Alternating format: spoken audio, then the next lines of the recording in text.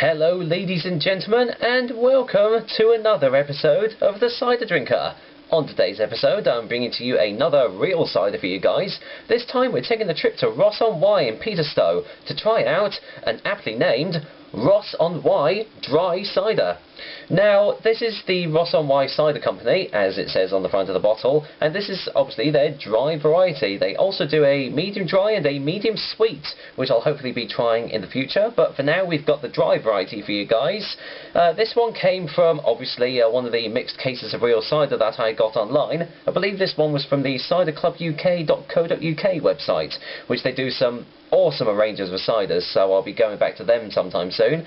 But as usual, before I get into all the tasting and the smelling and all that stuff, let me give you some details on Ross-On Wye Dry. Ross-On Wye Dry Cider comes in 500ml bottles, which you can get off their website or from certain specialist cider retailers as well. The alcohol percentage is 5% in volume, and as the front of the bottle says, this is the dry variety of their cider that they do. Now the price, well, on their website you can only get them in mixed cases of 12s, which comes at about £29.99, which individually that works out about £2.49 per bottle, so to be honest that's not bad for a cider really.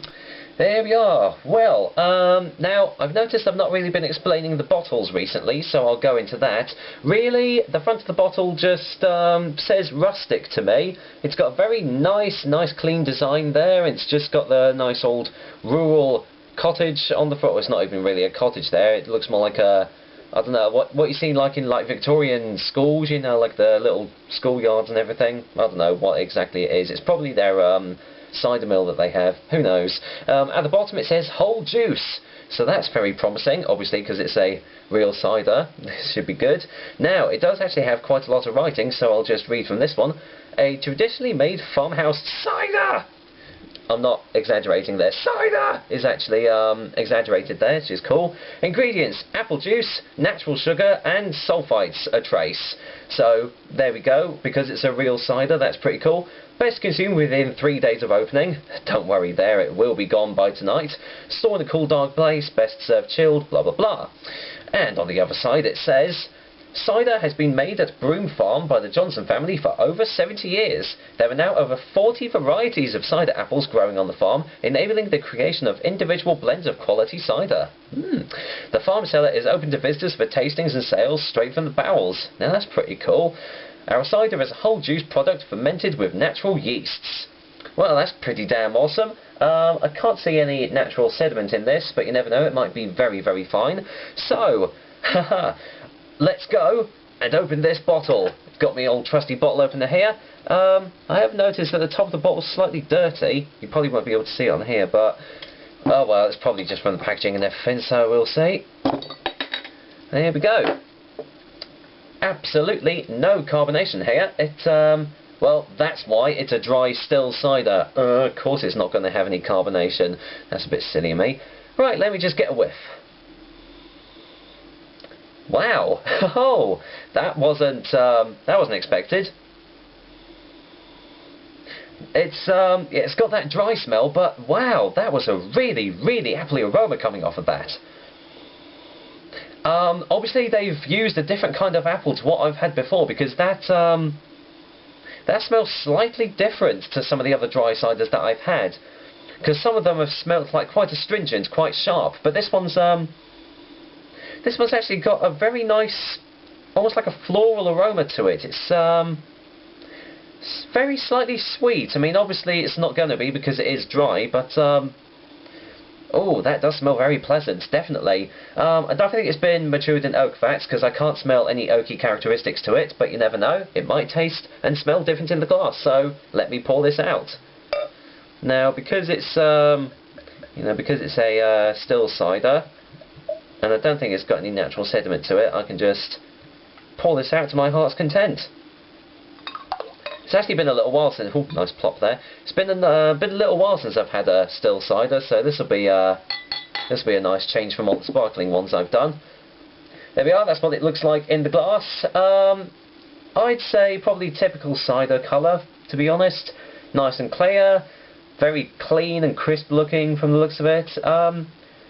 there is some tiny bits floating about in it, so I do actually believe it has very, very fine natural sediment to it. You probably won't be able to see it on the camera, but yeah, there's definitely some nice bits floating in there, so that'll be cool. Right, let's give another whiff. Wow, that does smell very appley. And as I said, it's nowhere near as sharp as some of the other dry ciders that I've had before, so wow, that is very pleasant. A very pleasantly smelling cider. So, here's hoping the taste is just as good. Bottoms up!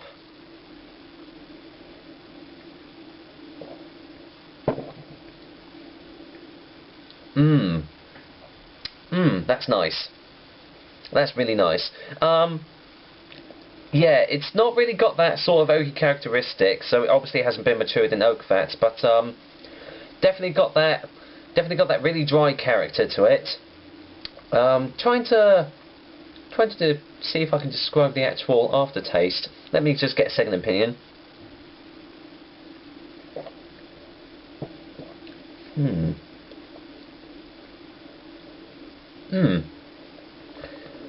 Taste is actually kind of hard to describe. I'm trying to think of the best way of doing it. It's definitely got a really nice appley character to it, but it's really strange because it's not an oaky sort of taste, but it has got a kind of a different sort of edge to it to some of the other dry ciders that I've had. Doesn't really have much in the way of aftertaste. And there's no real lingering flavours in my mouth at the moment, but maybe another taste will sort that out.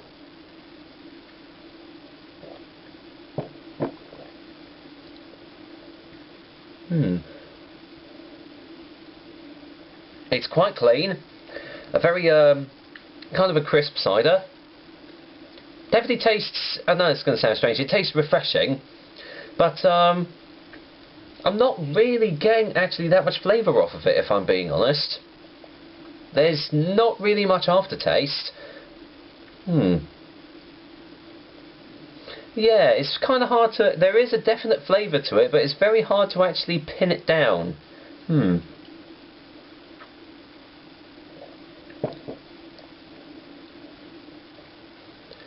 It's almost as though the apple is still... It's like if you've left an apple out a little bit too much in the sun. It's got that sort of like... not really started to like brown, but it's been like a little bit over-ripened. It's got kind of that sort of taste to it, really. But really there isn't that much going on in this glass. Yeah, I'm actually a little bit disappointed in this one. It's not got the wow factor that all the other real ciders have had. So, yeah, it's not really got much flavour.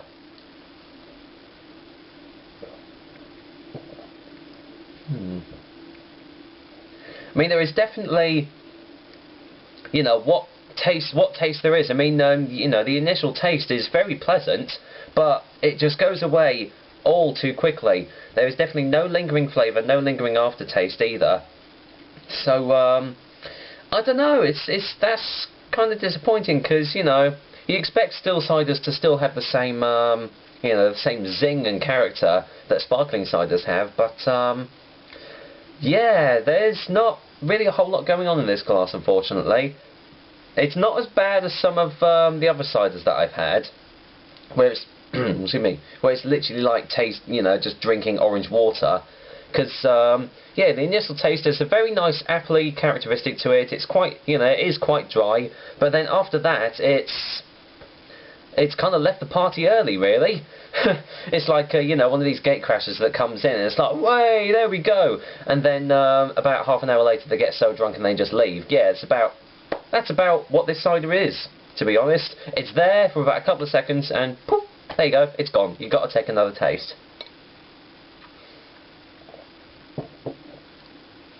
And that's disappointing because the smells coming off of it are really nice. They're very pleasant, almost like a caramelly sort of smell to it, but it's a shame that the taste just does not match the smell. That is a bit disappointing, really.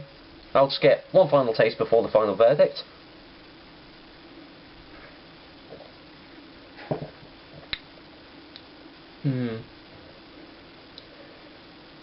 Yeah, I would definitely say the initial taste is like when you've left an apple too much, you know, a little bit too long in the sun, and it's just started to like have that sort of tannin to it. But then after that, there's just really nothing going on. So this is actually the first disappointing real cider I've had. Really, it's just nowhere near as good as some of the other ones I've had.